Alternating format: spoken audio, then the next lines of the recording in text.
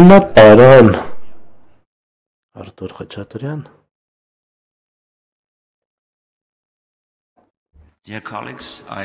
Անկելի գործընկերներ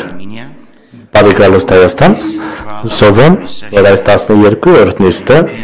և Խրոնեստի ԽՎ-ի ապես կնպաստի կապերի ամրապնդմանը Եվրոպայի միության և արևելյան գործընկերության երկրների միջև, ինչպես նաև խթան կհանդիսանա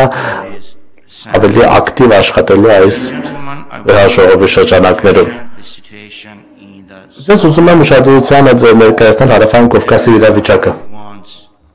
Բոլորը ցանկանում են խաղաղություն։ Ոչ ոք չի կարող ասել ոչ խաղաղությանը, բայց խաղաղության համար և տևական խաղաղության համար այդ խաղաղությունը պետք է լինի արդար, հիմնված արդարության և արտահայտության վրա։ Իսկ արտահայտությունը ինչ է նշանակում, ինչ է պահանջում։ Պահանջում է, որ բոլոր կողմերի կենսար շահերը պաշտպանված և հարգված լինեն, և դա պահանջում է բոլոր կողմերից, երկու կողմերից բարի կամք։ Ցավոք սրտի մենք այդպիսի բարի կամքի նշան չենք տեսնում Ադրբեջանի կողմից։ Ադրբեջանը շարունակում է զավթման տակ պահել ավելի քան 200 կիլոմետր քառակուսի Հայաստանի Հանրապետության ինքնիշխան տարածքից, շարունակում է միջամտել Հայաստանի ներքին հարցերին, տարբեր պահանջներ ներկայացնել ու միջամտել։ Օրինակ նրանք ասում են, թե որպես նախապայման խաղաղության համաձայնագրի ստորագրման համար պետք է լինի Հայաստանի Հանրապետության սահմանադրության փոփոխությունը։ Սա դեմ է սկզբունքներին, որոնք Հելսինկյան ակտով հաստատված են կամ ՄԱԿ-ի խարտիայով կամ այլ միջազգային փաստաթղթերով հաստատված են։ Ադրբեջանը շարունակում է օգտագործել Զանգեզուր միջանցք եզրույթը, որը նշանակում է արտատարածքայնություն, ճանապարհի, որը ակնկալվում է, որ կանցնի Հայաստանի տարածքով և կապ կստեղծի Ադրբեջանի և Նախիջևանի միջև։ Միևնույն ժամանակ պետք է իհարկե Հայաստանը հնարավորություն տա, որպեսզի աշխարհի հետ կապ ունենալ Ադրբեջանի միջոցով արևմուտք, արևելք, հյուսիս։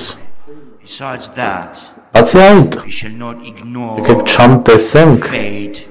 ճակատագիրը Լեռնային Ղարաբաղի ժողովրդի, եկեք աչք չփակենք էթնիկ շտումների վրա, ցեղասպանության վրա, որը գործել է Ադրբեջանը Լեռնային Ղարաբաղի ժողովրդի դեմ։ Չկա գեթ մեկ հայ այսօր Լեռնային Ղարաբաղում։ Մարդիկ, ովքեր այնտեղ հազարամյակներ են ապրել, ստիպողաբար տեղահանվել են։ Արդյոք քաղաքակիրթ աշխարհը Եվրոպան պատրաստվում է աչք փակել սրա վրա։ Արդյոք մենք հանդուրժելու ենք երկակի ստանդարտները, թե պահանջենք, որպեսզի Ադրբեջանը երաշխավորի անվտանգ վերադարձը ժողովրդի իրենց տներ, արժանապատիվ վերադարձ միջազգային մեխանիզմներով և երաշխավորի այս մարդկանց անվտանգությունը։ Մի քանի տասնյակ հայեր իհարկե հիմա բանտում են և դատական գործերով Ադրբեջանում բանտում են։ Այս վերաժողովը պետք է ձայն բարձրացնի, պահանջի առանց նախապայմանների այս բանտարկյալների ազատ արձակումը, որովհետև երբ որ ասում ենք հասցեագրել խնդիրը, Ադրբեջանը կասի ամեն ինչ օրենքով ենք անում ըստ Ադրբեջանի օրենսդրության, և փակեք ձեր աչքերը, որ այդ մարդիկ, ինչպես նաև Կարմիր խաչի միջազգային կոմիտեին իրենց երկրից դուրս են հանել և 23 հոգի և տասնյակ մարդիկ դատարաններում և բանտերում հիմա կապ չունեն աշխարհի, արտաքին աշխարհի հետ, աշխարհը չգիտի, թե նրանց հետ ինչ է կատարվում, կարող եք տեսնել կադրեր, ինչպես են այդ մարդկանց դեմքից երևում հենց տառապանքը, այս վերաժողովը առանց վարարելու պետք է պահանջի անհապաղ ազատ արձակում այդ անձանց, պահանջի Ադրբեջանից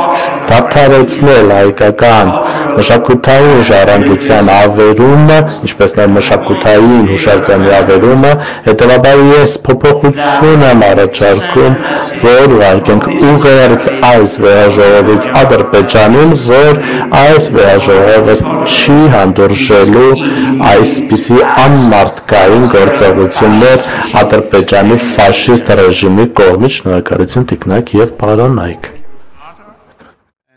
Շնորհակալություն Արտուրին։ Շնորհակալություն բոլորին, ովքեր խոսեցին։ Եթե կցանկանաք համապատասխան փոփոխություններ անել, հիշեցնում եմ ևս մեկ անգամ, որ փոփոխությունների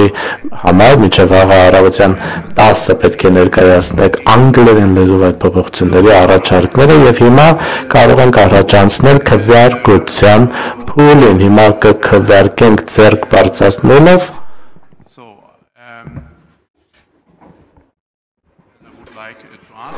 ցանկանում եմ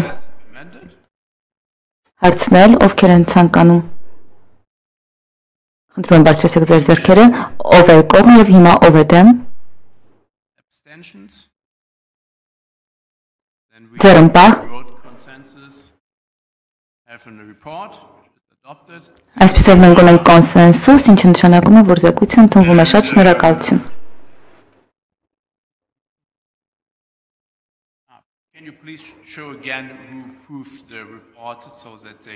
Խնդրում եմ ևս մեկ անգամ ցույց տանք, ովքեր են հաստատում, որպեսզի մենք կարողանանք քվեները հաշվել։